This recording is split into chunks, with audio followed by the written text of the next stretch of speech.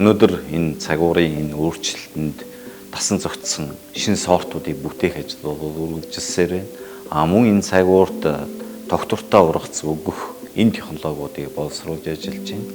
Тэгэхээр энэний нэг жишээ бол тогтвортой энэ ган халуун ургалтын хугацаа маш богинотоо энэ онцлог тохирсон таримлуудыг одоо шинээр бий болгоод тариалах үүнд тогтвортой ургац өгөх бас технологиудыг одоо нэвтрүүлэх судлах энэ ажил явж байгаа. Үүний нэг хэсэг нь бол бордоо услахааны энэ аргууд байгаа. Тэгэхээр зайлшгүй цаашид манай одоо газар тариалан өөрчлөгдөж 60 гаруй жилийн хугацаа өнгөрч байгаа энэ үед бол бидний хөрснөөс авсан шимдэжэл энэ бүтээгдэхүүнийг үйлдвэрлэхэд маш хэмжээний шимдэжлийг бол бид нэр хөрснөөс авсан өгөх энэ ажил бол цаашид бол хийх шаардлагатай байна. Тэгэхээр бас өөрийн орны технологи тармил тохирсон шинэ төрлийн бордоонуудыг цаашид үйлдвэрлэх энэ бордоонуудыг одоо үйлдвэрлэл нэвтрүүлэх энэ ажлууд бол үргэлжилсээр судалгааны ажлууд хийгднэ гэж бодож байна.